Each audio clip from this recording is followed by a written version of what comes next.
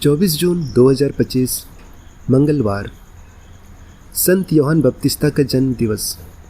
पहला पाठ ईसाया का ग्रंथ अध्याय 49 पद संख्या 1 से 6।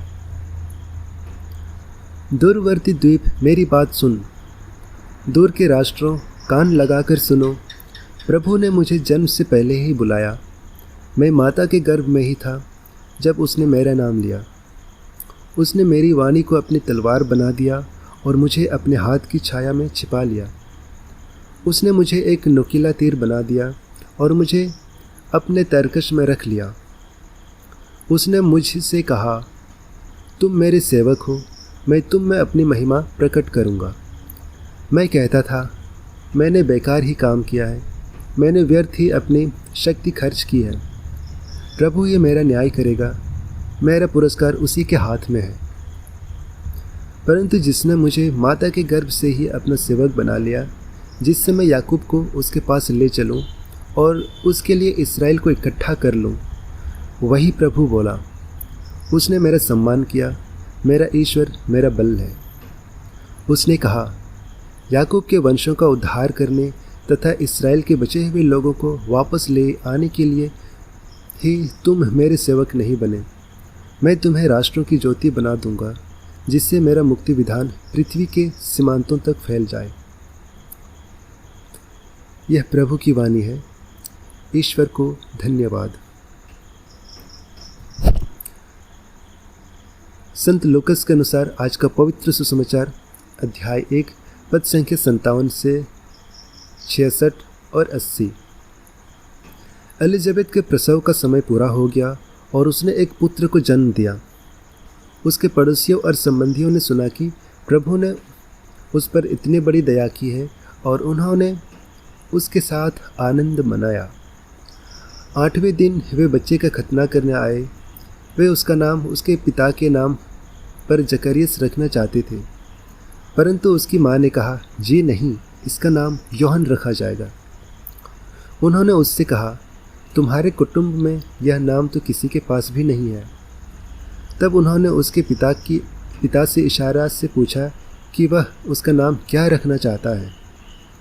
उसने पट्टी मांग कर लिखा, इसका नाम योहन है। सब अचंभे में पड़ गए।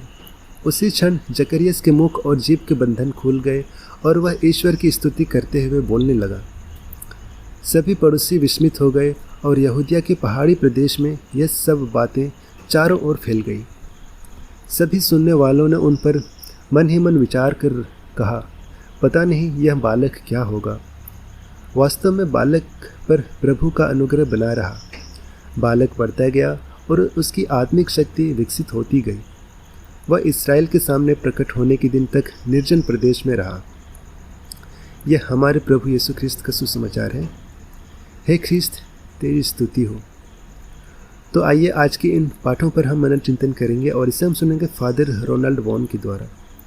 और वो बताते हैं, योहन बपतिस्ता का जीवन हमें सिखाता है कि कैसे हमें अपने उस लक्ष्य के प्रति जिसके लिए ईश्वर ने हमें बनाया है, एकाग्रचित होकर कार्य करते रहना चाहिए। योहन का जन्म एक विशेष उद्देश्य के लिए हुआ था। उन्हें प्रभु का मार्ग तैयार करना था। योहन बपतिस्ता अपने सार्वजनिक की शुरुआत से ही प्रसिद्ध हो गए। उनके बहुत से शिष्य बन गए थे। लगभग सभी लोग उसके पास बपतिस्मा के लिए आते थे। हेरोद स्वयं उन्हें सुनना पसंद करता था। यीशु के बपतिस्मा तथा सार्वजनिक जीवन में आने के बाद लोकप्रियता के स्तंभ बदल गए। सारी भीड़ यीशु के पीछे जाने लगी और योहन के पास तुलनात्मक रूप से कम ही लोग जाते थे। योहन के शिष्य इस बदलाव को देखकर दुखी थे। वे शिकायती लहजे में कहते हैं, गुरुवर, देखिए, जो यर्दन के उस पर आपके साथ थे और जिनके विषय में आपने साक्ष्य दिया, वह बपतिस्मा देते हैं और सब लोग उनके पास जाते हैं। लेकिन योहन इस बदले परिदृश्य से बहुत अविचलित थे। वे ईश्वरीय योजना में उनकी भूमिका को भली भांति जानते थे। उन्होंने अपने शिष्यों से मात्र इतना कहा, मनुष्य को वही प्राप्त हो सकता है जो उसे स्वर्ग की ओर से दिया जाए। तुम लोग स्वयं साक्षी हो कि मैंने यह कहा, मैं मसीह नहीं हूँ, मैं तो उनका अग्रदूत हूँ। उन्होंने पूर्व में ही स्वयं यीशु से कहा था, मुझे तो आपसे बपतिस्मा लेने की ज़रूरत है और आप मेरे पास आते हैं। उन्होंने कभी भी प्रभु से प्रतिस्पर्धा नहीं करनी चाहिए और लोकप्रियता के जाल में नहीं फंसे। जब कभी भी उनसे पूछा गया कि क्या वे मसीहा हैं, उन्होंने स्पष्ट रूप से अपनी स्थिति प्रकट की।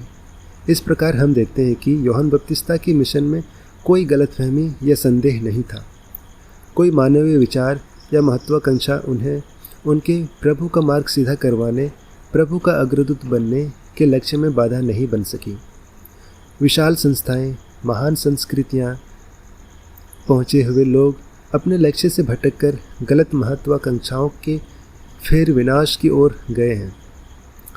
अहम और अहंकारी ने कई परिवारों एवं रिश्तों को नष्ट कर दिया। संत यूहन्ना बपतिस्ता का जीवन हमें सिखाता है कि किस प्रकार हमें अपनी भूमिका का पता होना चाहिए तथा केवल उसे ही पूरी मेहनत और एकाग्रता के साथ निभाना चाहिए।